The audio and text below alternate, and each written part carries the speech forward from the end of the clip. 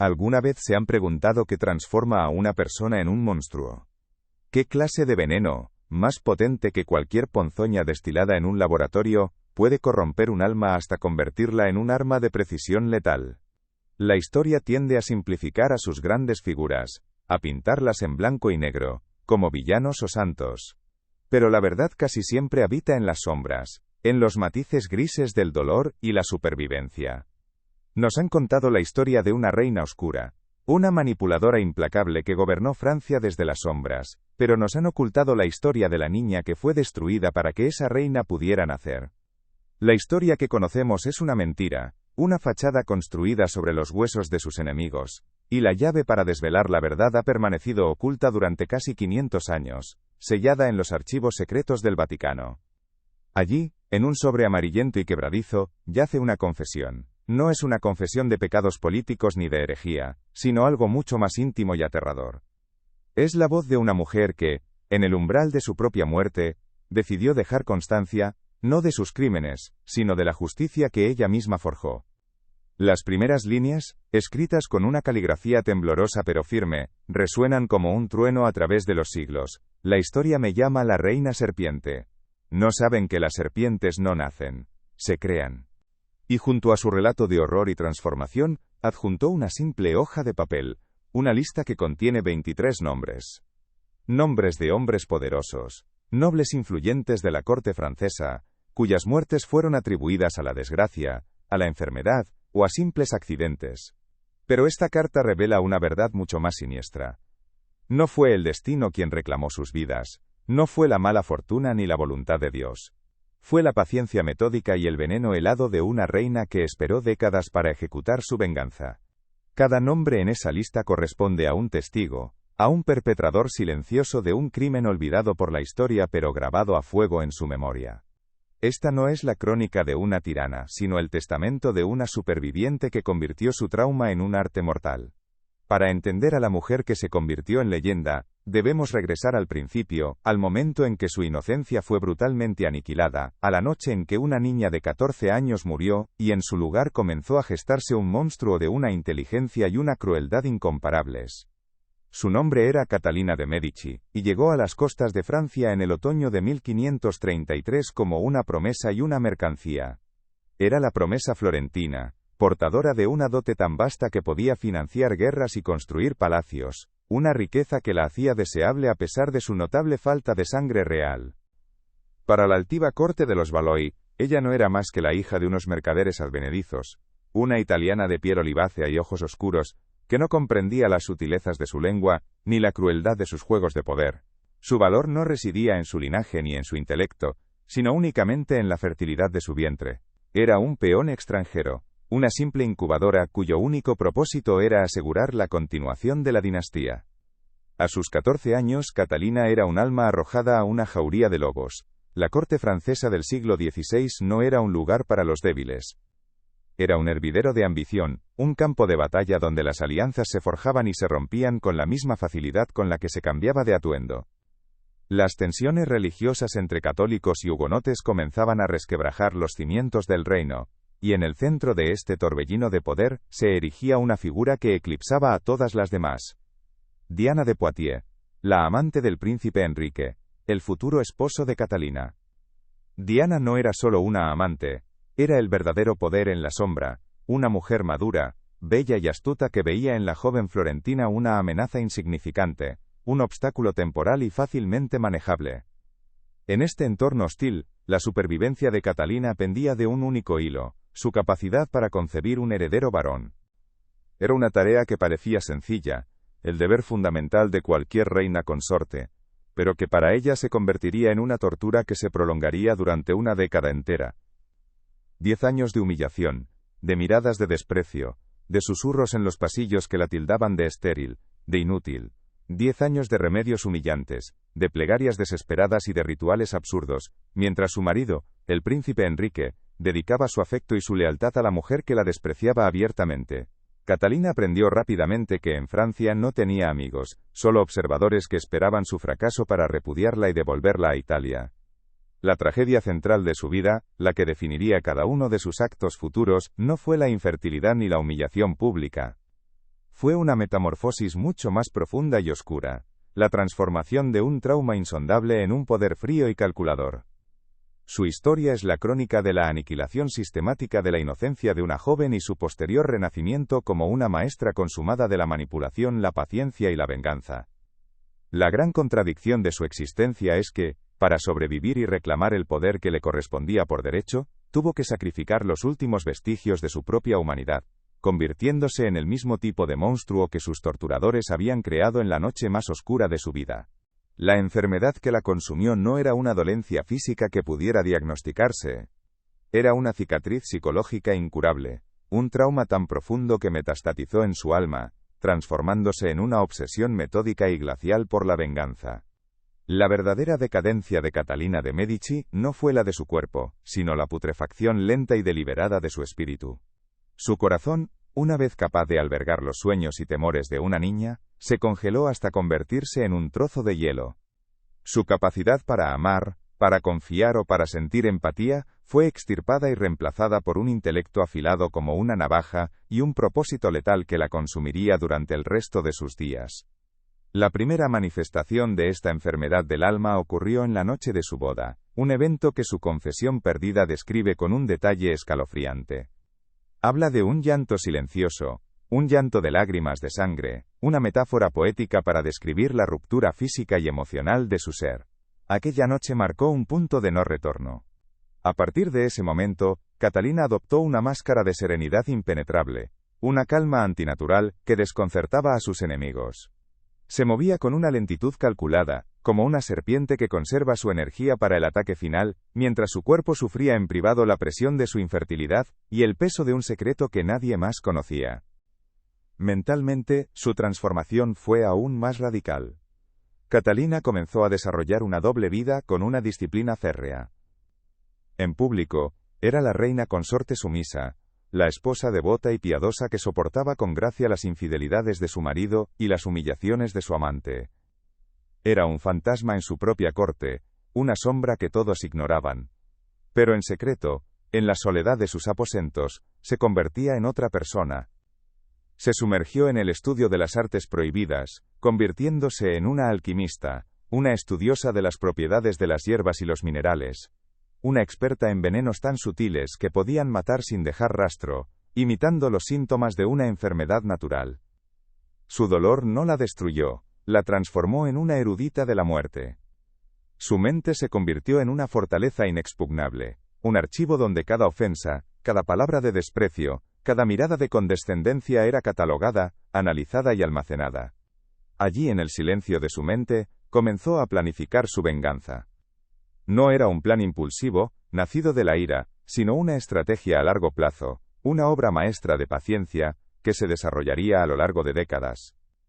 Comenzó a trazar el destino de cada uno de los hombres de su lista, diseñando para cada uno un final que fuera una retribución poética y cruel por su ofensa.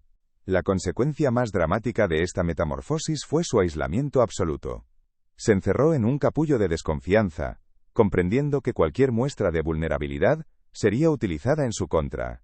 Aprendió a sonreír mientras odiaba, a ofrecer palabras amables mientras planeaba la ruina de quien las escuchaba. La manifestación más chocante de su poder fue su capacidad para convivir durante años con su marido, Enrique, y su amante, Diana, compartiendo banquetes, bailes y ceremonias. Les sonreía, les mostraba respeto e incluso afecto, mientras en el santuario de su mente planeaba meticulosamente el momento y la forma en que ambos pagarían por el dolor que le habían infligido.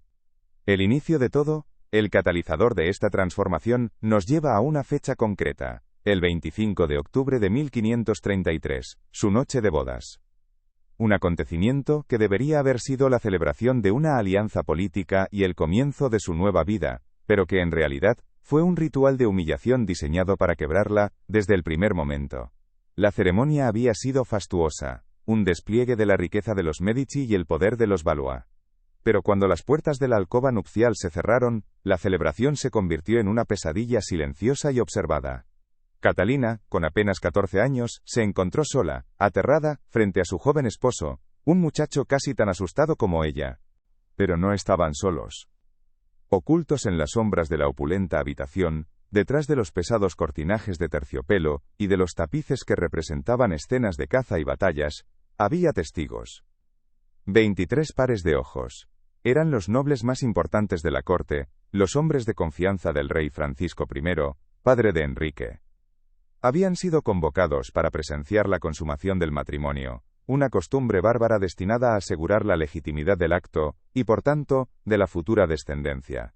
Para ellos, era un espectáculo, un entretenimiento morboso. Para Catalina, fue el momento en que su humanidad fue despojada, capa por capa, bajo la mirada lasciva y fría de aquellos hombres. Su confesión lo llama un ritual de purificación, una frase cargada de un sarcasmo amargo que solo puede nacer del odio más profundo. En realidad fue una violación pública y silenciosa. No hubo violencia física en el sentido tradicional, pero la agresión a su espíritu fue absoluta y devastadora.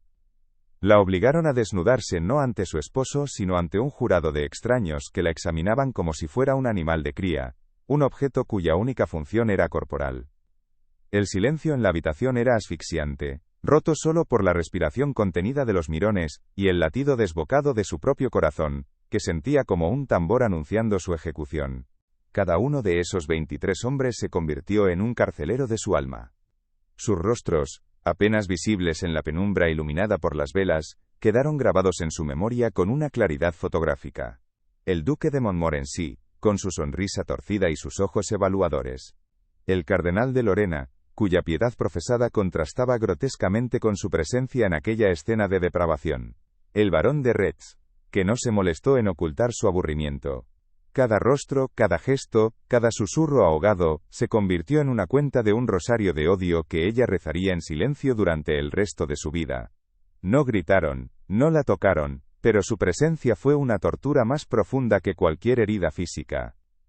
El joven Enrique, su esposo, cumplió con su deber con una torpeza mecánica, evitando su mirada, tan víctima del sistema como ella, pero cómplice al fin y al cabo por su pasividad.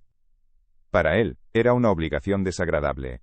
Para Catalina, fue la aniquilación de cualquier sueño de amor, de ternura o de compañía. Fue la confirmación brutal de su estatus en aquella corte. No era una persona, era un útero con una corona. Un recipiente que debía ser llenado y sellado bajo la atenta mirada de sus dueños, para garantizar la calidad del producto. El acto en sí fue breve y carente de cualquier emoción, pero la humillación fue eterna. Cuando todo terminó, y los testigos se retiraron en silencio, dejando tras de sí un rastro de desprecio, y la fetidez de su curiosidad satisfecha, Catalina se quedó sola en la oscuridad. No lloró de la manera en que lo haría una niña. El shock había congelado sus lágrimas. En su lugar, sintió como algo dentro de ella se rompía, un quiebre limpio e irreparable. Fue en ese momento, en la frialdad de las sábanas manchadas y el silencio opresivo de la alcoba real, cuando nació la reina serpiente. La niña florentina, con sus esperanzas de encontrar un hogar y quizás algo de afecto, murió aquella noche. En su lugar quedó una conciencia fría y observadora. Una mente que ya no sentía sino que calculaba. Su primer acto como reina no fue rezar ni buscar consuelo. Fue encender una vela, tomar una pluma y un trozo de pergamino. Con una mano que no temblaba a pesar del terror que aún recorría sus venas, comenzó a escribir. No un diario de sus penas, sino el comienzo de su libro de contabilidad.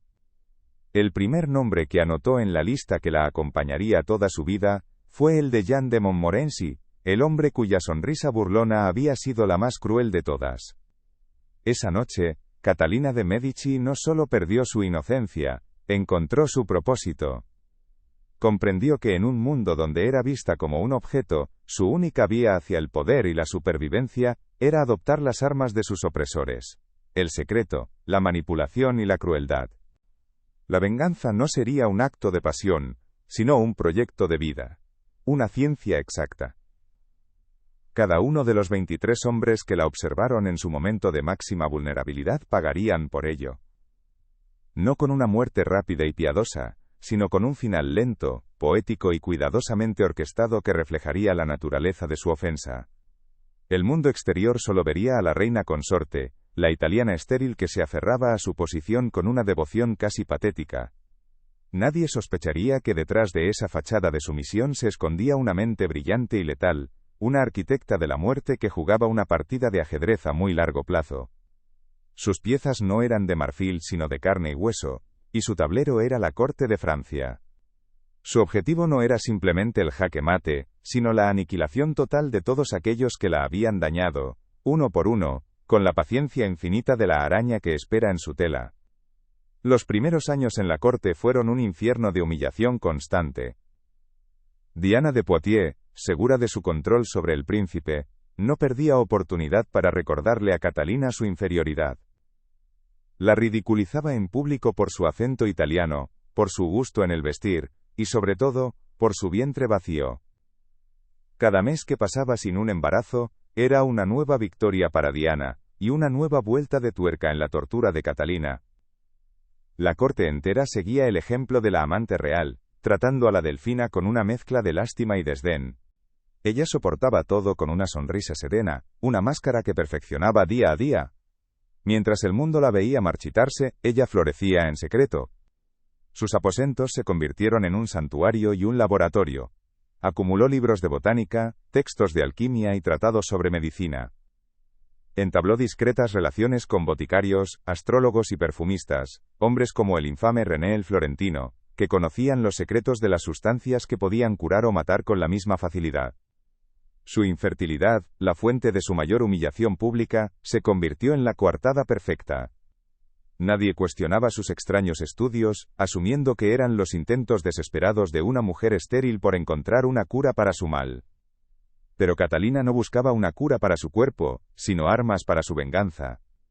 Aprendió a destilar venenos que no dejaban rastro, a crear polvos que podían ser administrados en el vino, la comida, o incluso impregnados en el tejido de unos guantes. Estudió los síntomas de las enfermedades naturales para poder replicarlos, asegurándose de que sus intervenciones fueran indistinguibles de un acto de Dios. Se convirtió en una experta en la psicología humana, observando las debilidades, los miedos y las ambiciones de quienes la rodeaban, identificando las grietas por las que su ponzoña podría filtrarse. Su diario secreto, aquel que comenzó en su noche de bodas, se fue llenando de anotaciones. Junto a cada uno de los 23 nombres, añadía observaciones detalladas: sus hábitos, sus amantes, sus enemigos, sus dolencias. Era un estudio meticuloso de sus futuras víctimas. No tenía prisa. Sabía que su momento llegaría. Primero necesitaba asegurar su posición, y para ello, contra todo pronóstico, necesitaba un hijo. La ironía era cruel. Para poder llevar a cabo su plan de muerte, primero tenía que crear vida. Y durante 10 largos años, ese milagro se le resistió, poniéndola al borde del repudio. Cada día era una prueba de resistencia. Soportaba las ceremonias de la corte, los banquetes donde se sentaba en silencio mientras su marido y Diana de Poitiers presidían como los verdaderos monarcas. Escuchaba los rumores sobre la posibilidad de que el Papa anulara su matrimonio. Veía cómo otras mujeres de la corte daban a luz a hijos sanos, mientras ella seguía siendo un árbol estéril. Pero en lugar de desesperación, cada humillación alimentaba el fuego helado de su resolución. Su lista era su ancla, su promesa de que aquel sufrimiento no sería en vano. Era un juramento silencioso que renovaba cada noche. El punto de inflexión no fue un acto violento ni una confrontación pública.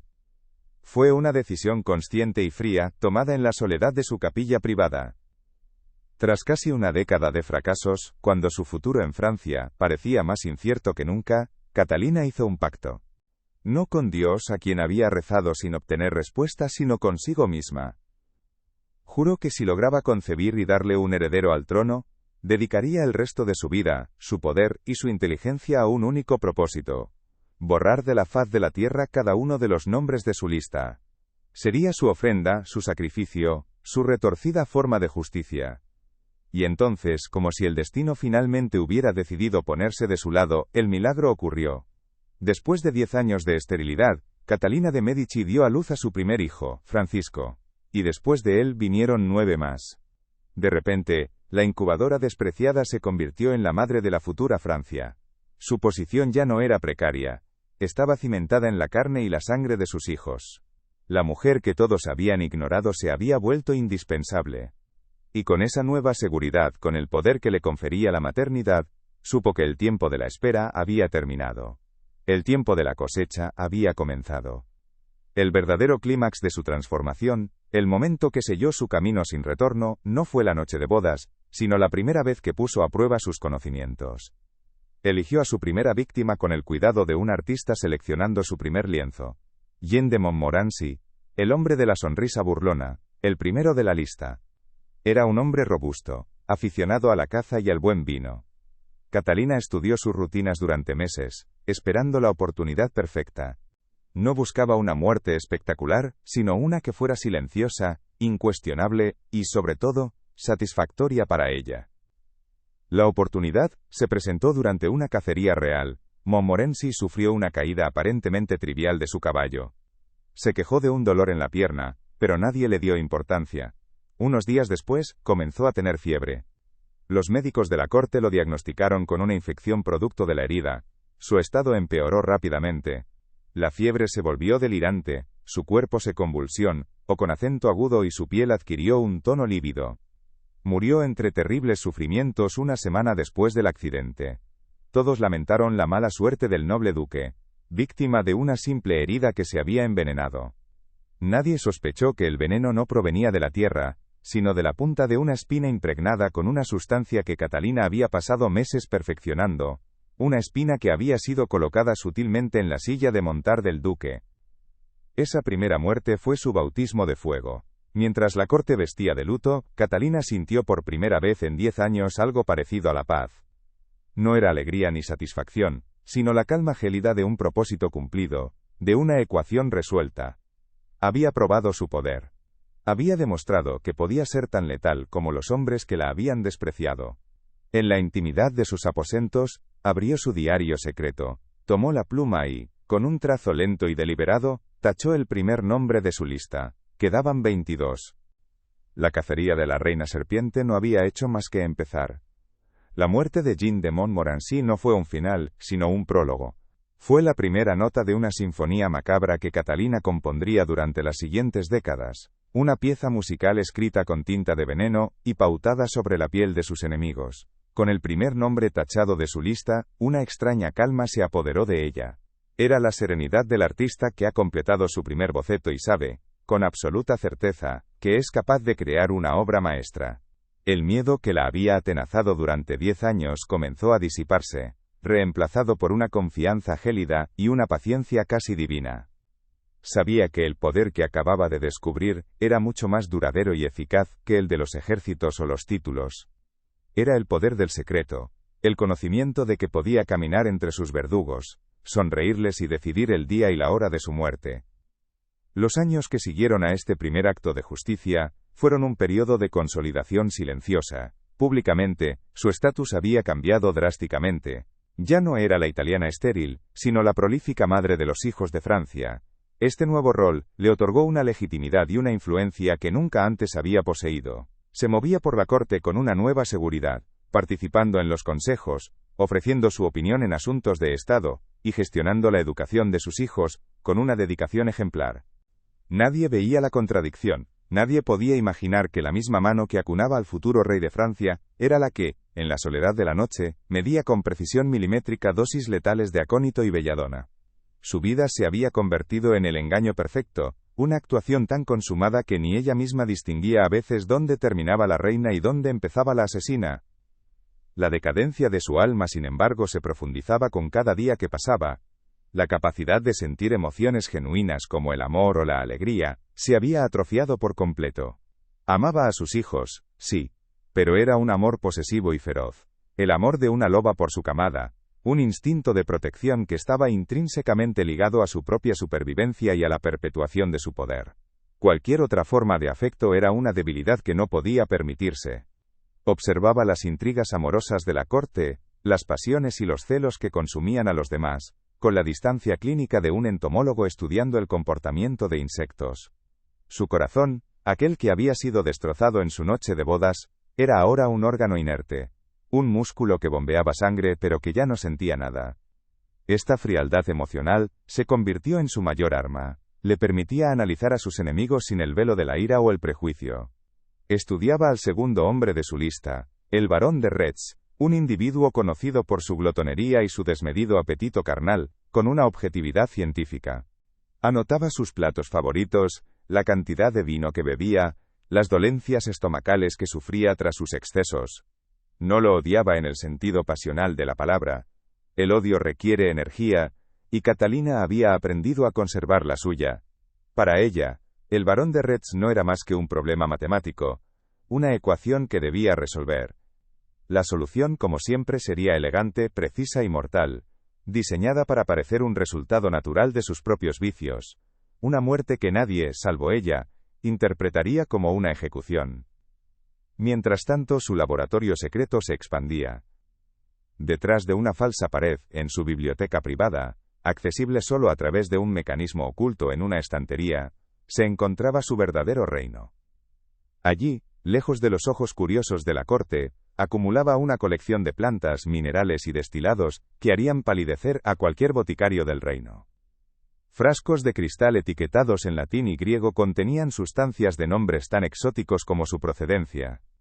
Tenía cantárida, el llamado polvo del amor, que en dosis mayores provocaba una muerte agónica, cicuta, el veneno de los filósofos, y su favorito, el arsénico, conocido como el polvo de sucesión por su capacidad para imitar los síntomas de una disentería fulminante, una enfermedad común y poco sospechosa en aquella época. Su conocimiento no se limitaba a las propiedades de cada sustancia. Se convirtió en una maestra del arte de la administración.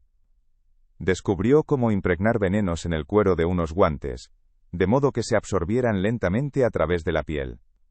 Aprendió a crear fragancias que, al ser inhaladas durante un largo periodo en una estancia cerrada, provocaban un deterioro progresivo de los pulmones. Perfeccionó polvos inodoros e insípidos, que podían mezclarse con el azúcar o la sal, sin ser detectados. Cada método era una obra de arte en sí mismo, una demostración de su intelecto superior y su dedicación absoluta a la causa que se había impuesto. Su venganza no era un acto de carnicería, era una ciencia exacta. La segunda muerte tardó casi 2 años en llegar. El barón de Retz, tras un banquete especialmente opulento en el que se jactó de haber comido por 10 hombres, cayó gravemente enfermo. Los médicos reales diagnosticaron una indigestión severa, una apoplejía causada por sus excesos. Durante 3 días, su cuerpo fue sacudido por vómitos y convulsiones, su rostro se hinchó y amorató hasta volverse irreconocible. Murió ahogado en sus propios fluidos, una imagen grotesca que sirvió de advertencia para los más glotones de la corte. Catalina asistió a su funeral con un velo negro que ocultaba su rostro impasible. Mientras el sacerdote hablaba de los peligros del pecado de la gula, ella pensaba en la pequeña cantidad de polvo blanco que había entregado personalmente al cocinero del barón, un regalo especial para sazonar su plato de jabalí. Con el segundo nombre tachado, un patrón comenzó a emerger, aunque solo ella podía verlo. Cada muerte era una lección, una fábula moral pervertida. Montmorency, el burlón, murió de una herida envenenada, una espina en su orgullo que se pudrió desde dentro. Retz, el glotón, murió por su propio apetito. Catalina no solo los estaba matando, estaba escribiendo sus epitafios con sus propios vicios como tinta. Era una forma de justicia poética, que le proporcionaba una satisfacción intelectual profunda, mucho más gratificante que una simple eliminación. Estaba reescribiendo la historia, corrigiendo la injusticia de aquella noche, no con la espada, sino con la pluma y la probeta. Y el mundo, ciego a su narrativa secreta, solo veía la mano caprichosa del destino. Su relación con Diana de Poitiers también evolucionó. La hostilidad abierta de los primeros años dio paso a una tregua armada. Catalina, ahora madre del heredero, ya no podía ser ignorada ni repudiada. Diana, aunque seguía siendo la dueña del corazón del rey Enrique II, tuvo que aceptar la presencia permanente de la reina. Las dos mujeres desarrollaron una compleja danza de cortesía y poder, se intercambiaban regalos, se elogiaban en público, y compartían la crianza de los niños reales. Era un espectáculo de civilidad que ocultaba un odio mutuo tan profundo como el océano. Catalina observaba a Diana con una paciencia infinita. Su nombre no estaba en la lista original de los 23, pero Catalina había añadido una página extra en su diario, una página con solo 2 nombres, Diana y Enrique. Ellos no eran simples testigos, eran los arquitectos de su dolor. Su final tendría que ser especial. La lucha de Catalina no era solo contra sus enemigos externos, sino también contra el paso del tiempo y la fragilidad del cuerpo humano. A medida que envejecía, comenzó a temer que la muerte la alcanzara antes de poder completar su obra. Esta ansiedad la llevó a estudiar no solo los venenos, sino también los elixires de la longevidad. Se rodeó de astrólogos y místicos como Nostradamus, buscando en las estrellas y en las profecías alguna garantía de que viviría lo suficiente para ver su venganza consumada. Esta obsesión con lo oculto, que la historia ha interpretado como simple superstición, era en realidad una estrategia de supervivencia. Necesitaba tiempo, y estaba dispuesta a buscarlo en cualquier rincón, por oscuro que fuera. La corte de Francia, bajo su influencia silenciosa, se convirtió en un lugar de paranoia y miedo latente. Las muertes súbitas de hombres sanos y poderosos, aunque oficialmente atribuidas a causas naturales, comenzaron a generar un murmullo de sospecha. Nadie se atrevía a señalar a la reina, cuya piedad y devoción eran irreprochables, pero un veneno invisible parecía haberse filtrado en el aire del Louvre. Los nobles empezaron a contratar catadores de comida, a desconfiar de los regalos y a mirar de reojo a sus vecinos en los banquetes. Catalina disfrutaba de este terror silencioso. Había convertido la corte, el escenario de su humillación, en su propio teatro del pánico, y ella era la única que conocía el guión. La tercera víctima fue el cardenal de Lorena, un hombre cuyo crimen había sido su presencia hipócrita en la alcoba nupcial, un siervo de Dios que había sancionado con su silencio la profanación de una niña. El cardenal era un hombre de hábitos ascéticos, por lo que el veneno en la comida o la bebida era arriesgado. Catalina optó por un método más sutil. Durante meses, le envió como regalo libros de oraciones ricamente ilustrados, sabiendo de su pasión por la bibliofilia. Las páginas de estos libros estaban tratadas con un compuesto de arsénico, que se liberaba en forma de polvo microscópico cada vez que se pasaban las hojas. El cardenal, que pasaba horas inclinado sobre los textos, inhalando el polvo tóxico, comenzó a sufrir de una tos persistente, y una debilidad que los médicos atribuyeron a su edad y a sus constantes ayunos. Su declive fue lento y piadoso, justo como su hipocresía. Murió en su cama, rodeado de reliquias y crucifijos, convencido de que su sufrimiento era una prueba divina. En su último aliento, perdonó a sus enemigos y rezó por el alma del rey.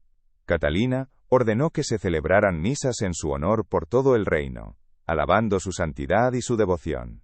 Mientras el país lloraba a un mártir, ella tachaba el tercer nombre de su lista. 20 quedaban por delante. La ironía de utilizar la propia piedad del cardenal como el arma para matarlo, le produjo una sonrisa casi imperceptible. Un espasmo de satisfacción en el desierto helado de su rostro.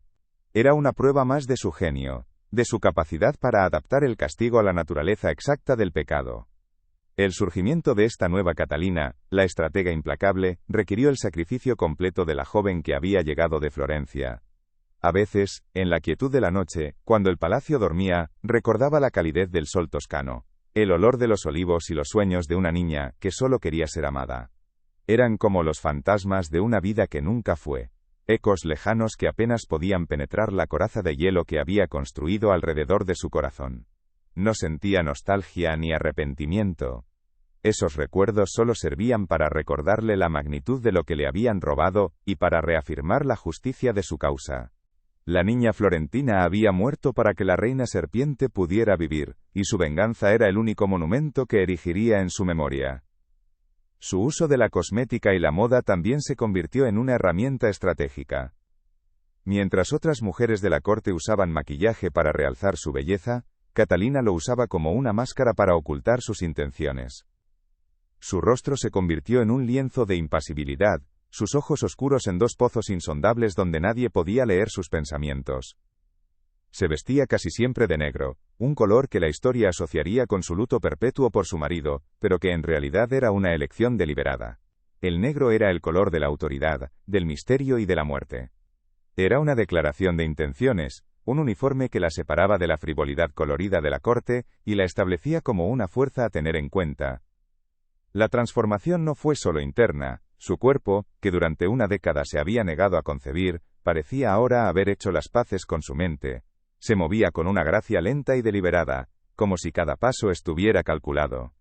Su voz, que una vez fue vacilante y con un fuerte acento italiano, se volvió más profunda y segura, un instrumento de mando que podía silenciar una habitación con una sola palabra. Había aprendido el lenguaje del poder, no solo el francés, sino el lenguaje universal de la mirada, el gesto y el silencio. Se dio cuenta de que el verdadero poder no residía en gritar órdenes, sino en susurrar sugerencias que otros ejecutaban como si fueran ideas propias. La lista se convirtió en su Biblia y su rosario. La repasaba cada noche antes de dormir, no con odio, sino con la concentración de un general planeando una campaña militar. Cada nombre era un objetivo, cada muerte una victoria en una guerra secreta que solo ella estaba librando. Esta obsesión metódica la salvó de la locura. Le dio un propósito, una estructura a su dolor. Sin la lista, la humillación y el trauma la habrían consumido, la habrían convertido en una víctima rota, pero la venganza la transformó en una arquitecta, la diseñadora de un destino que ella misma forjaba. Era una forma de control en un mundo que había intentado controlarla y aniquilarla por completo. El cuarto nombre pertenecía a un conde conocido por su vanidad, un hombre que pasaba más tiempo frente al espejo que en el campo de batalla. Su crimen aquella noche había sido un comentario susurrado sobre la complexión vulgar de la novia italiana. Catalina decidió que su castigo debía atacar la fuente de su orgullo, su belleza. A través de un intermediario, le hizo llegar una nueva crema facial, supuestamente un secreto de belleza traído de Oriente, que prometía una piel eternamente joven. El conde, encantado, comenzó a usarla a diario. Al principio, los resultados fueron milagrosos. Su piel parecía más tersa y luminosa que nunca. Pero la crema contenía pequeñas cantidades de mercurio. El deterioro fue insidioso. Primero, sus encías comenzaron a sangrar y sus dientes a aflojarse. Luego, su piel, antes tan admirada, se cubrió de llagas purulentas y manchas oscuras. Su cabello se cayó en mechones, y sus manos comenzaron a temblar incontrolablemente. En cuestión de meses, el hombre más apuesto de la corte se había convertido en un monstruo decrépito, una visión tan horrible, que la gente se apartaba a su paso. Se encerró en sus aposentos, negándose a ver a nadie, y murió solo, enloquecido por el dolor y la vergüenza, maldiciendo a Dios por su cruel destino. Catalina nunca vio su rostro desfigurado, pero las descripciones detalladas que le llegaban, eran suficientes. Tachó el cuarto nombre con una satisfacción fría. 19 por delante. Esta guerra de desgaste, librada en las sombras, tenía un profundo impacto psicológico en la corte. Aunque nadie podía probar nada, la atmósfera se volvió irrespirable. La confianza, un bien ya de por sí escaso en el mundo de la política, desapareció por completo. Las alianzas se volvieron frágiles, y los hombres poderosos que antes se sentían intocables, comenzaron a sentir el aliento helado del miedo en sus nucas. Comprendieron que un enemigo invisible y paciente los estaba cazando uno por uno. Este miedo generalizado fue uno de los mayores triunfos de Catalina. No solo estaba eliminando a sus enemigos, sino que estaba desmantelando la arrogancia y la seguridad del sistema que la había oprimido. La dualidad de su existencia era agotadora. Requería una disciplina mental de hierro para pasar de una reunión del Consejo Real, donde discutía tratados y alianzas, a su laboratorio, donde probaba la toxicidad de un nuevo extracto de hongo en un ratón. Vivía en un estado de alerta constante, consciente de que cualquier error, cualquier desliz, podría exponerla y destruirla. Esta presión constante afiló su mente hasta convertirla en un arma de precisión. Aprendió a compartimentar sus pensamientos, a construir muros mentales que separaban a la madre, la reina y la vengadora. Era una existencia solitaria y fracturada, el precio que pagaba por su supervivencia y su justicia. La manifestación más evidente de su enfermedad del alma era su incapacidad para confiar en nadie.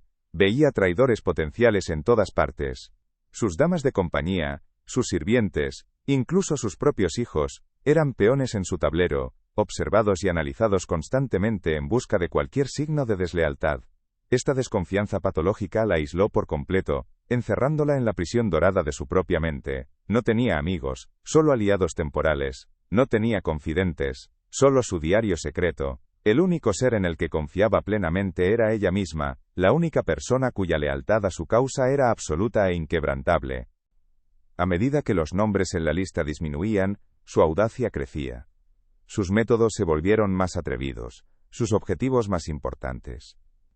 Ya no se contentaba con eliminar a los nobles menores.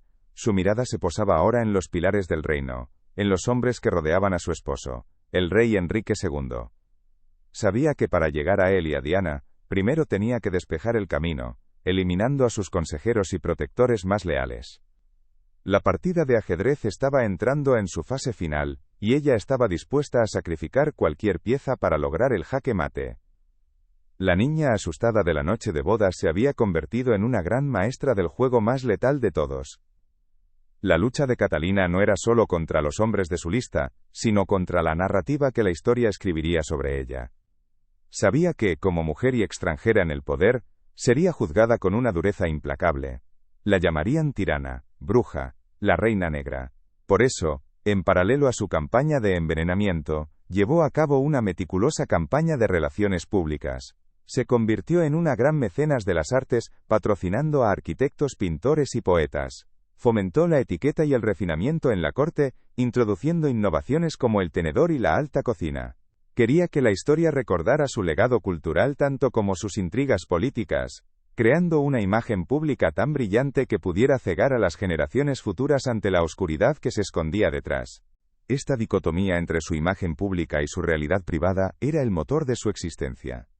Disfrutaba de la ironía de ser alabada por su piedad mientras planeaba la muerte del cardenal de Lorena, o de ser admirada por su gusto exquisito mientras diseñaba una crema facial que desfiguraría a un conde vanidoso. Era el secreto definitivo, el chiste privado que compartía consigo misma en la soledad de su mente. Esta capacidad de mantener una fachada perfecta mientras ejecutaba sus planes más oscuros, no era un signo de hipocresía, sino de un control magistral sobre sí misma y sobre el mundo que la rodeaba. Era la marca de una verdadera superviviente.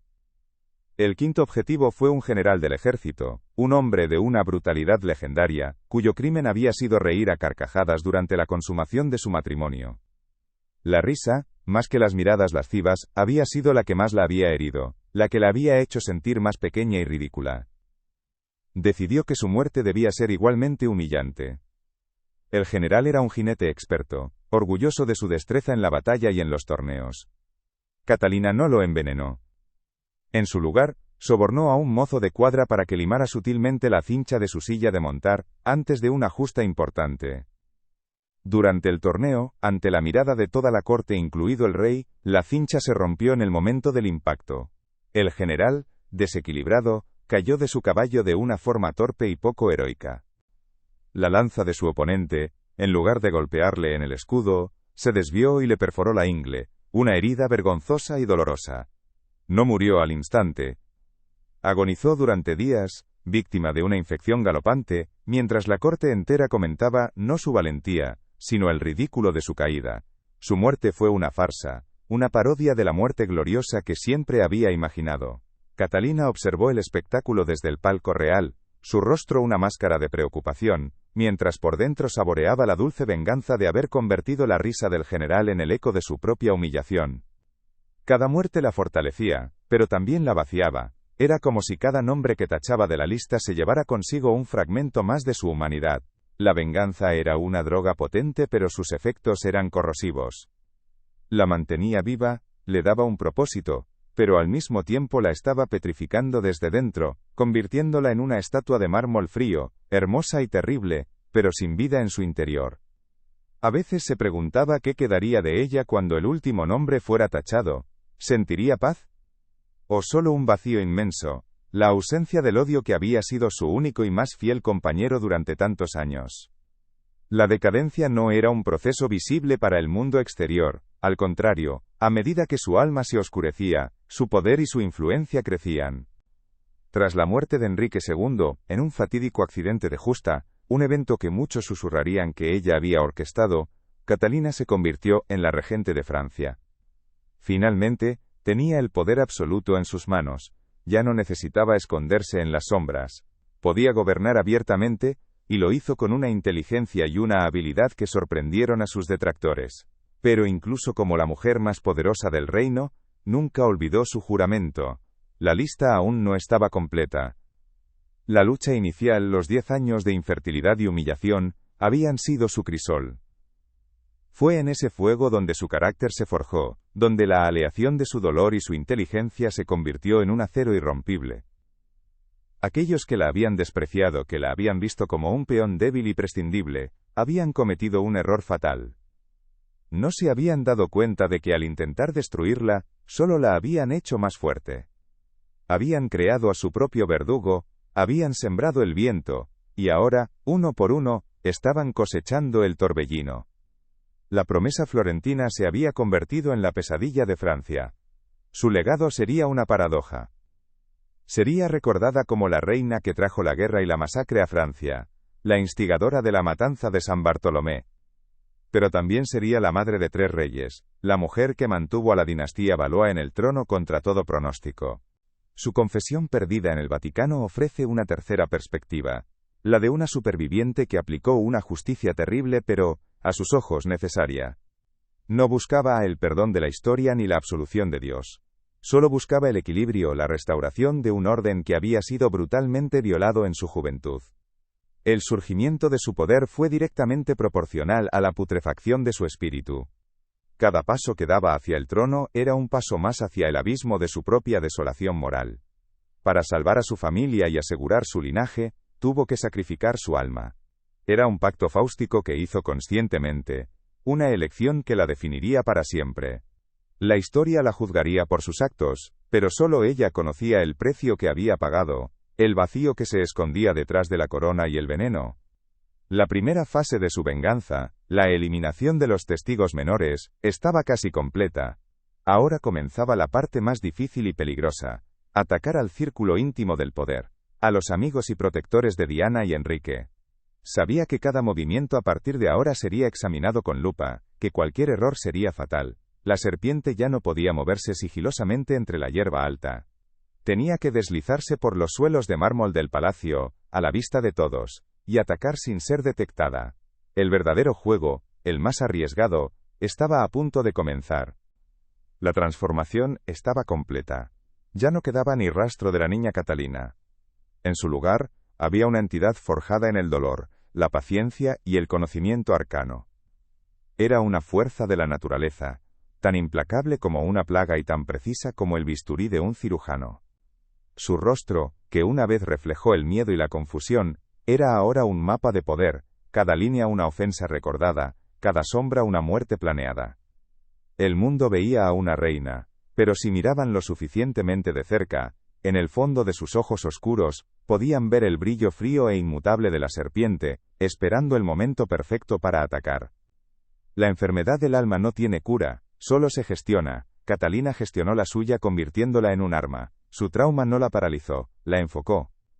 Su dolor no la ahogó, lo destiló hasta convertirlo en una ponzoña letal. Fue la alquimista definitiva, no transformando el plomo en oro, sino la humillación en poder. Su historia es una advertencia terrible sobre las consecuencias de la crueldad, un recordatorio de que los monstruos más temibles no son los que nacen, sino los que se crean a través del sufrimiento infligido por otros. Los nombres en la lista seguían cayendo con una regularidad metronómica, como las hojas de un árbol en otoño. Un duque murió de una fiebre repentina tras recibir un regalo de tapices nuevos para su dormitorio. Un varón se ahogó en su propio baño después de beber un vino especiado que le provocó un ataque al corazón. Un consejero del rey perdió la razón y se arrojó desde una torre, atormentado por visiones que nadie más podía ver, inducidas por un hongo alucinógeno mezclado en su pan diario. Cada muerte era una historia en sí misma, una pieza del mosaico de su venganza. Y mientras la parca, guiada por su mano, recorría los pasillos del Louvre, Catalina se dedicaba a sus deberes como reina y madre. Organizaba bailes suntuosos, supervisaba la construcción de palacios magníficos, y negociaba los matrimonios de sus hijos con las casas reales de toda Europa. Nadie podía reconciliar la imagen de esta estadista brillante y mecenas de la cultura, con el ángel exterminador que operaba en la oscuridad. Era esta dualidad, esta capacidad de ser a la vez la creadora y la destructora, lo que la hacía tan fascinante y tan aterradora. El punto de inflexión de su juventud no fue un solo evento, sino una lenta erosión de su inocencia. La noche de bodas fue el golpe inicial, pero los 10 años de humillación que siguieron fueron el ácido que disolvió lentamente su alma, dejando solo el núcleo duro y venenoso de su voluntad de sobrevivir. Cada burla de Diana, cada mirada de desprecio de su marido, cada susurro de los cortesanos fue un martillazo que la moldeó y la endureció, convirtiendo a una joven vulnerable en un arma indestructible. Su lucha inicial no fue por el poder, sino por la simple supervivencia. Luchó por no ser repudiada, por no ser devuelta a Italia como una mercancía defectuosa. Luchó por mantener la cordura en un entorno diseñado para quebrarla. Y cuando finalmente ganó esa lucha, cuando aseguró su posición al dar a luz a un heredero, su objetivo cambió. La supervivencia ya no era suficiente. Ahora quería el dominio. Quería el poder no solo para protegerse, sino para castigar, para remodelar el mundo a la imagen de su propia y retorcida justicia. La estrategia de ocultar su verdadera naturaleza fue su mayor logro. Usó la máscara de la piedad y la sumisión femenina como un escudo. La gente subestimaba constantemente a la reina devota que pasaba horas en la capilla, sin imaginar que sus oraciones no iban dirigidas a Dios sino a la consumación de su venganza. Dejó que vieran lo que querían ver: una mujer débil, una extranjera, una madre preocupada. Y detrás de esa fachada, cuidadosamente construida, la reina serpiente movía los hilos, tejiendo una red de la que ninguno de sus enemigos escaparía. La decadencia en su caso, no fue un declive, sino un renacimiento oscuro. Fue la muerte de su antigua identidad y el nacimiento de una nueva. Para Catalina, la putrefacción de su alma no fue una pérdida, sino una liberación. La liberó de las cadenas de la sensibilidad, una amputación del alma que la dejó libre para perseguir su único y verdadero objetivo. Fue el precio de la corona, y lo pagó sin dudarlo, convirtiendo el palacio real en un mausoleo para sus emociones perdidas y en el campo de caza para su venganza interminable. El punto más bajo de su sufrimiento, el clímax de su humillación antes de que la maternidad la salvara, no ocurrió en la soledad de su alcoba, sino bajo la mirada de miles de personas. Sucedió durante la celebración del bautizo del hijo bastardo de Enrique con una de sus amantes menores, un evento que Diana de Poitiers había orquestado con una crueldad exquisita. Catalina, como Delfina, fue obligada a presidir la ceremonia, a sonreír y a sostener en sus brazos al hijo que probaba la fertilidad de su marido, y por contraste, su propia inutilidad. El peso de aquel niño en sus brazos era insoportable, una brasa ardiente que le quemaba la piel y el alma, recordándole su vientre vacío y su fracaso como mujer y como reina. En ese momento, rodeada por el esplendor de la corte, los tapices dorados y el incienso de la capilla, se sintió más sola y despojada que nunca. Las miradas de los cortesanos no eran de compasión, sino de una curiosidad morbosa y un desdén apenas disimulado. Podía oír sus susurros, las apuestas sobre cuánto tiempo tardaría el rey en repudiarla. Diana de Poitiers la observaba desde el otro lado del altar, su rostro una máscara de triunfo sereno. Fue una tortura psicológica perfectamente diseñada, un ritual público de aniquilación que la dejó rota en 1000 pedazos. El aire se volvió espeso, cada respiración un esfuerzo, y el canto del coro sonaba como una marcha fúnebre para su propio futuro. Sintió un frío glacial extenderse desde el centro de su ser, un hielo que ninguna chimenea del palacio podría derretir jamás. Era la muerte de la esperanza. Durante casi una década se había aferrado a la posibilidad de un milagro, había rezado a todos los santos, y había sometido su cuerpo a los remedios más humillantes y dolorosos. Había bebido pócimas nauseabundas, se había cubierto con cataplasmas de estiércol, y había permitido que médicos charlatanes la sangraran y la examinaran como a un animal de granja. Todo en vano. Aquel niño en sus brazos no era solo un bebé, era la personificación de su fracaso, el veredicto final de su esterilidad, la sentencia de muerte para su vida en Francia. Fue en ese preciso instante, con las lágrimas amenazando con romper su máscara de compostura, cuando tomó una decisión. No lloraría. No les daría esa satisfacción. En lugar de romperse, algo dentro de ella se endureció hasta convertirse en obsidiana. Levantó la barbilla, miró directamente a Diana de Poitiers, y le dedicó una sonrisa. No era una sonrisa cálida ni amable, sino una promesa silenciosa y gélida. Una promesa de que sobreviviría. Una promesa de que un día, el dolor que sentía en ese momento se lo devolvería multiplicado por 1000. El sufrimiento no la destruiría. Se convertiría en su combustible, en el veneno que un día destilaría para sus enemigos. La lucha por su imagen pública se convirtió en su segunda guerra, tan importante como la que libraba en secreto. Comprendió que la historia la escriben los vencedores, pero también los artistas. Por eso, invirtió una fortuna en su propio legado visual. Encargó docenas de retratos a los mejores pintores de Europa, como François Clouet. En estas obras, se presentaba no como una intrigante, sino como la personificación de la majestad y la piedad. La vemos como la viuda devota, vestida de un negro austero que ella misma convirtió en un símbolo de poder, con el rostro pálido y sereno, las manos entrelazadas en un gesto de oración o descansando sobre un libro sagrado. Estas pinturas son obras maestras de la propaganda, proyectan una imagen de estabilidad, sabiduría y control en medio de un reino desgarrado por la guerra civil. La Catalina de los retratos es una matrona romana, una guardiana de la dinastía, con sus hijos agrupados a su alrededor como querubines que garantizan el futuro de Francia. Su mirada es directa, inteligente, a veces melancólica pero nunca débil. Es una imagen cuidadosamente construida, diseñada para contrarrestar los rumores que la tildaban de hechicera italiana, de manipuladora extranjera. Quería que la posteridad la viera no como era, sino como ella quería ser recordada, una reina trágica pero formidable. Pero la realidad detrás del lienzo era una historia completamente diferente. Mientras posaba durante horas, inmóvil y serena, para que el artista capturara su regia dignidad, su mente estaba a kilómetros de distancia, en los oscuros recovecos de su laboratorio secreto. Mientras el pintor mezclaba los óleos para capturar el brillo de sus perlas, ella repasaba mentalmente las propiedades del acónito, calculando la dosis exacta necesaria para simular un fallo cardíaco. La calma de su rostro era una fachada que ocultaba un torbellino de planes letales y estrategias de venganza.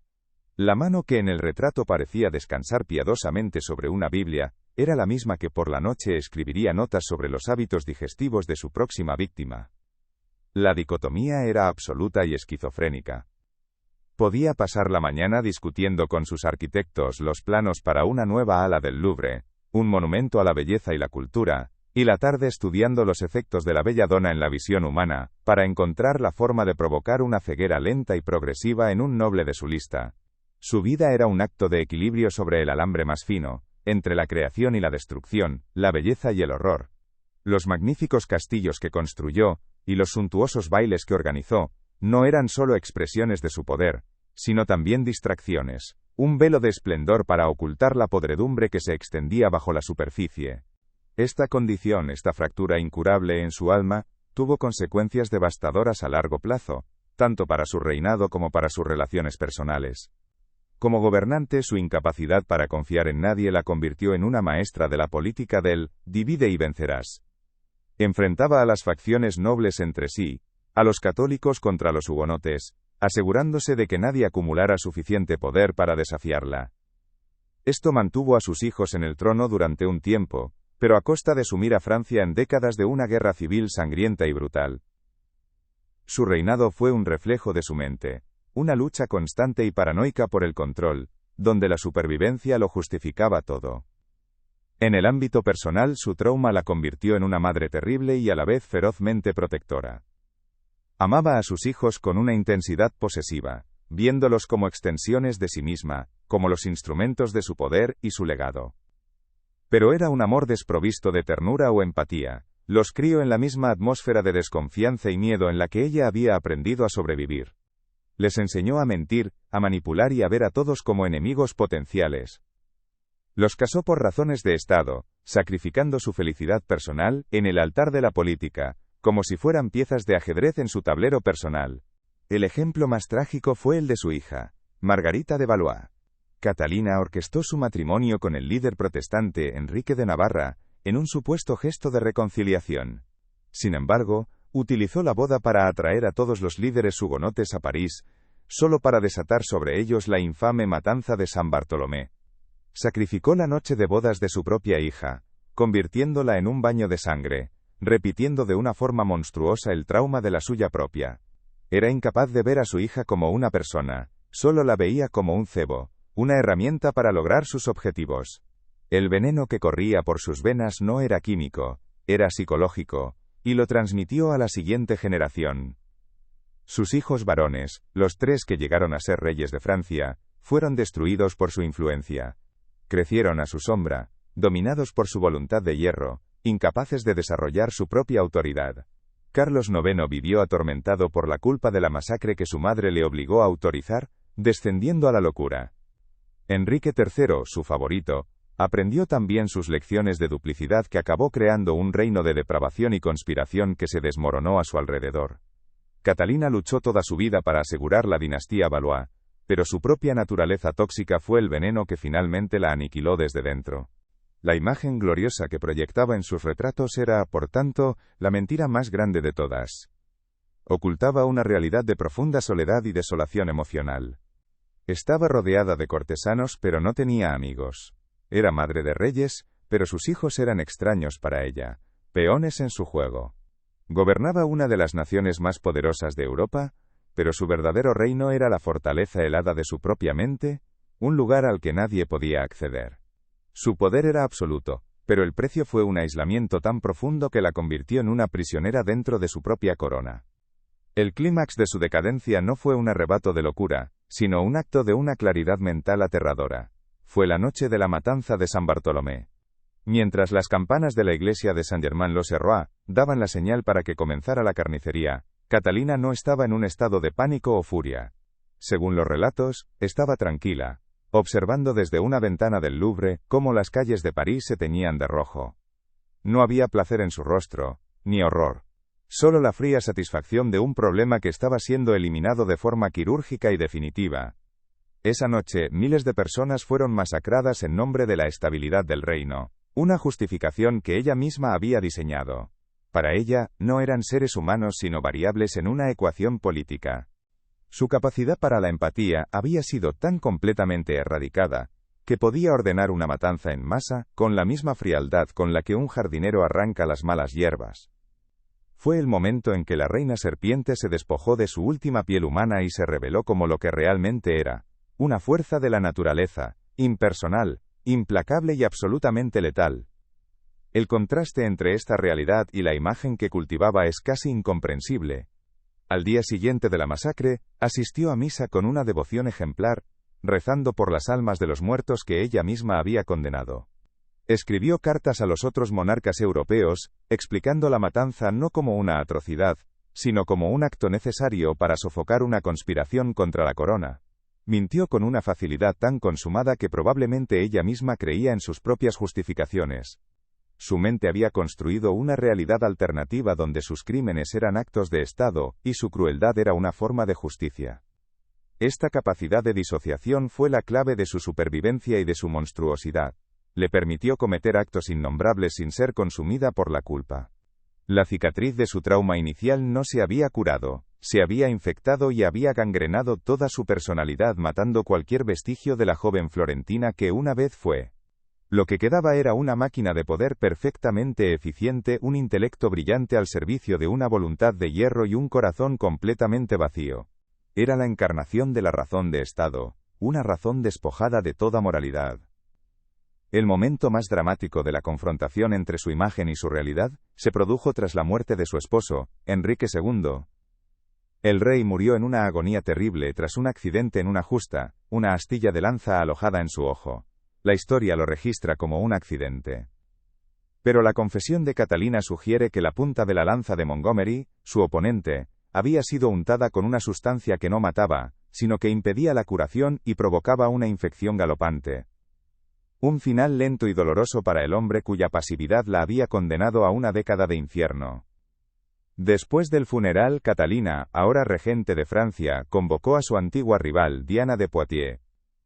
La amante real, que había gobernado Francia a través del corazón de Enrique durante más de 20 años, llegó esperando una negociación, quizás un exilio honorable. En cambio, se encontró con una Catalina que nunca había visto antes. La reina viuda no gritó, no la insultó, no lloró. Simplemente se sentó detrás de un escritorio, vestida de un negro absoluto, y con una voz desprovista de toda emoción, procedió a despojar a Diana de todo lo que poseía. Le quitó sus títulos, sus tierras, sus castillos, incluido el magnífico Chenonceau que Enrique le había regalado. Le confiscó hasta la última joya que le había dado el rey. Fue una aniquilación metódica y burocrática.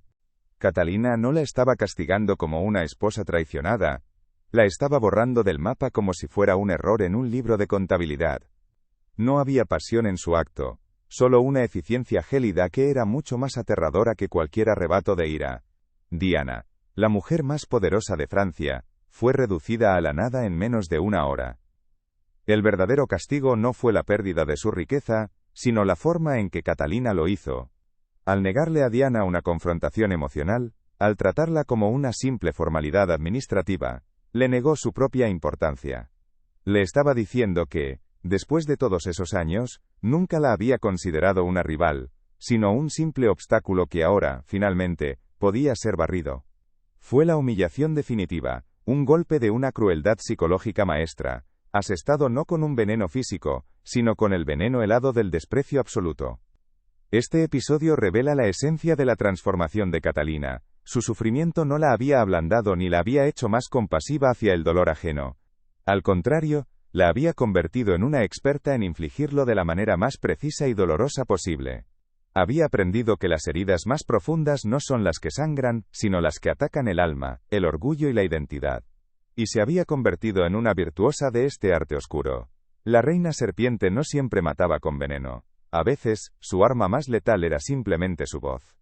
La destrucción calculada de Diana de Poitiers, la mujer que había sido la causa principal de su miseria, demuestra la profundidad de su decadencia y el alcance de su poder. Si conoces a alguien a quien le interesen las historias de superación y decadencia, de cómo el dolor más profundo puede forjar el poder más temible, comparte este vídeo. Porque el destino de Diana no fue simplemente el exilio y la pobreza. Su nombre, después de todo, ocupaba un lugar de honor en la lista secreta de Catalina, y la reina nunca, jamás, dejaba una cuenta sin saldar. El juego final apenas había comenzado.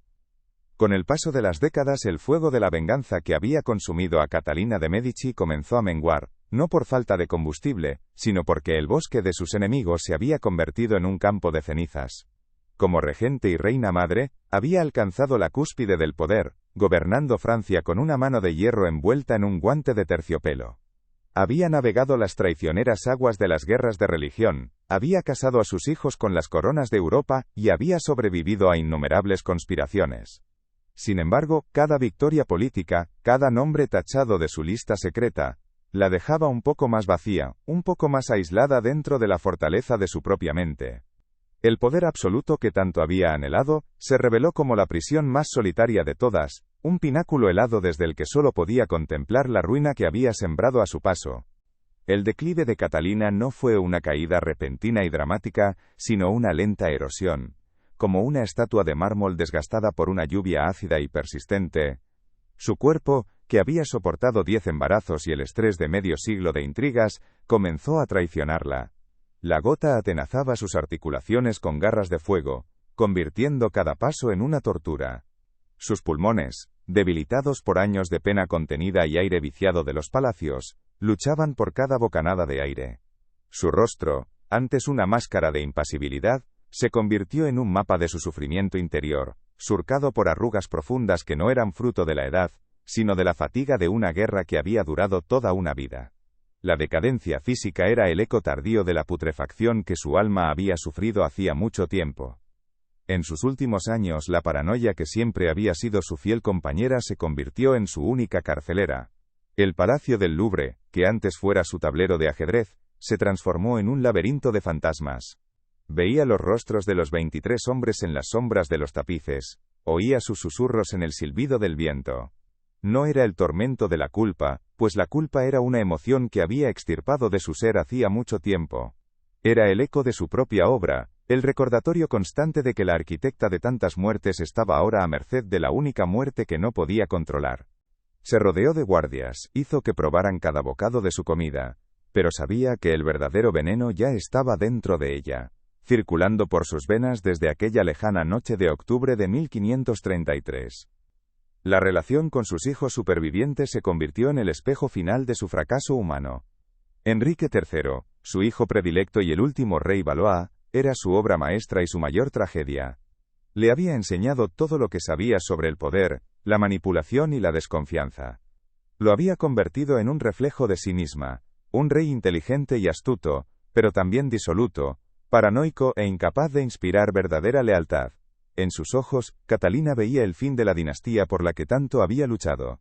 Comprendió con una amargura glacial que, en su afán por proteger a sus hijos de sus enemigos, los había convertido en sus propias peores amenazas, envenenando la línea de sangre que había sacrificado su alma para preservar. La lista, su sagrada Biblia de retribución, estaba casi completa. El último nombre pertenecía a un anciano marqués, un hombre olvidado por la historia, pero no por su memoria, cuyo crimen había sido hacer una broma cruel sobre su dote de mercader.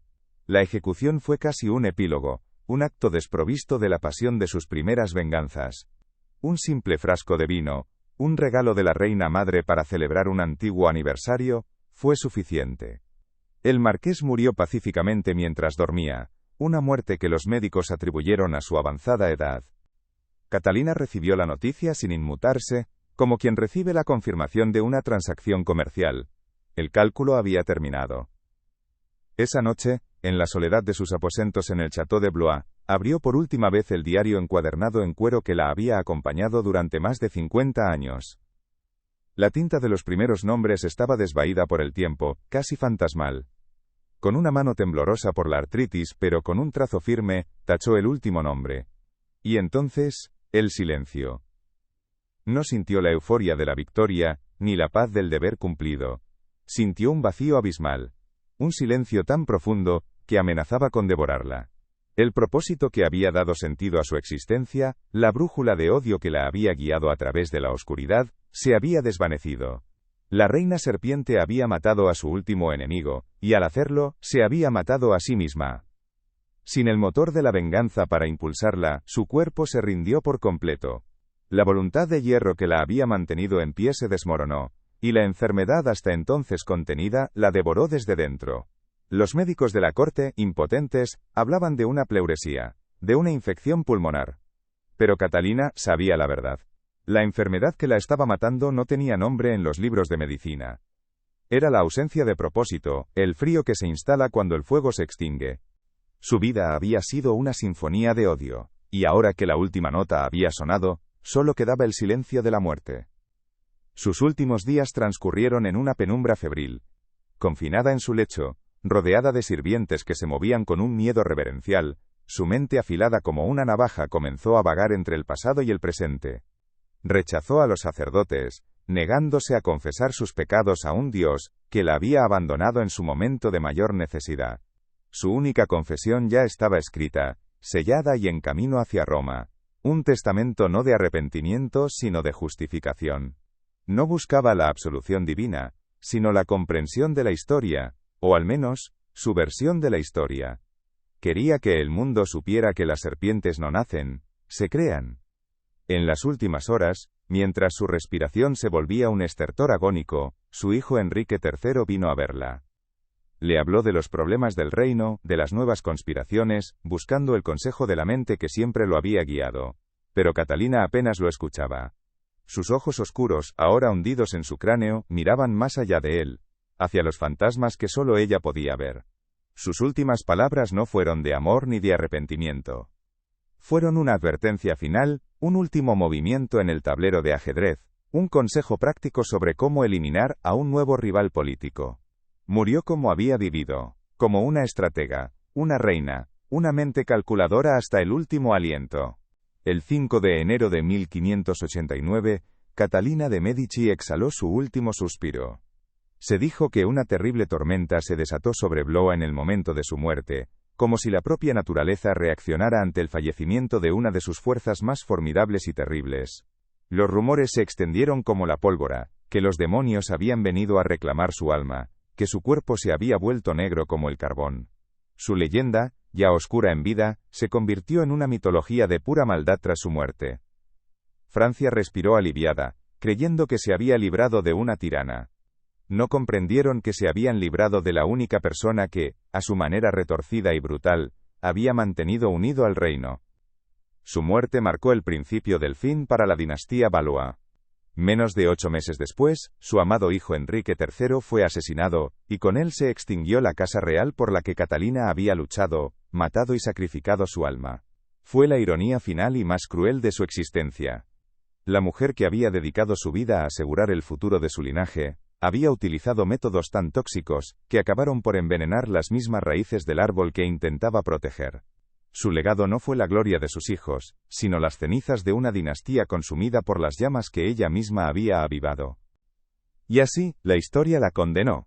Fue recordada como la reina negra, la intrigante italiana, la envenenadora, la instigadora de masacres. La compleja red de motivaciones, el trauma insondable que dio origen a sus actos, fue borrada, simplificada en la caricatura de una villana de cuento. Su imagen pública, tan cuidadosamente cultivada en sus retratos, se hizo añicos, y la verdad de su dolor quedó sepultada bajo capas de propaganda y miedo. El mundo prefirió recordar al monstruo, porque era más fácil que intentar comprender a la mujer que había sido destruida para crearlo. Pero la confesión que yace en el Vaticano nos obliga a reexaminar ese veredicto. No nos pide que la perdonemos, sino que la entendamos. Nos muestra que su decadencia no fue una simple corrupción por el poder, sino una elección consciente, una amputación deliberada de su propia humanidad, como única vía de supervivencia. Convirtió su alma en un arma porque era la única que le permitieron empuñar. Su corazón se convirtió en piedra no por maldad innata, sino porque un corazón de carne no podría haber sobrevivido al martilleo constante de la humillación y el desprecio. La historia de Catalina de Medici es, en última instancia, una tragedia de proporciones épicas. Es la crónica de cómo el sufrimiento puede convertirse en una forma de poder, y cómo ese poder, nacido del dolor, inevitablemente corrompe y destruye no solo a sus enemigos, sino también a quien lo ejerce. Su vida nos plantea una pregunta incómoda y eterna: ¿qué límites estamos dispuestos a cruzar para sobrevivir? ¿Y qué queda de nosotros cuando hemos ganado la batalla, pero hemos perdido nuestra alma en el proceso? Ella no fue simplemente una víctima que se convirtió en verdugo. Fue una alquimista de la oscuridad, que tomó el plomo de su trauma y lo transmutó, no en oro sino en un veneno de una pureza y una potencia incomparables. Su venganza fue su obra de arte, una creación terrible y meticulosa que le costó todo lo que tenía. El precio de su supervivencia fue convertirse en un monumento a la desolación humana, una reina de un reino de cenizas, sentada en un trono construido sobre los huesos de sus enemigos y los fragmentos de su propio corazón roto. Su vida es un espejo oscuro que nos devuelve una imagen perturbadora de la naturaleza humana. Nos recuerda que detrás de cada acto de crueldad, a menudo hay una herida profunda y supurante. No justifica sus crímenes, pero los ilumina con la luz trágica de su origen. Nos obliga a mirar más allá de la serpiente, a ver a la niña que fue pisoteada, y a comprender que el veneno más letal no es el que se destila en un laboratorio, sino el que se gesta en un alma a la que se le ha negado la justicia y la compasión. Al final, la lista de Catalina no era solo una contabilidad de la venganza, era el único poema que su corazón congelado fue capaz de escribir. Un poema escrito con sangre y veneno, cuyas estrofas eran las vidas de aquellos que la habían dañado. Y su confesión, su última palabra a través de los siglos, no es una petición de perdón. Es una afirmación, una declaración final de su identidad, forjada en el fuego de una noche inolvidable. Es el eco persistente de una reina que nos advierte, desde la tumba, que nunca subestimemos el poder de una mujer, a la que no le queda nada que perder, salvo sus cadenas.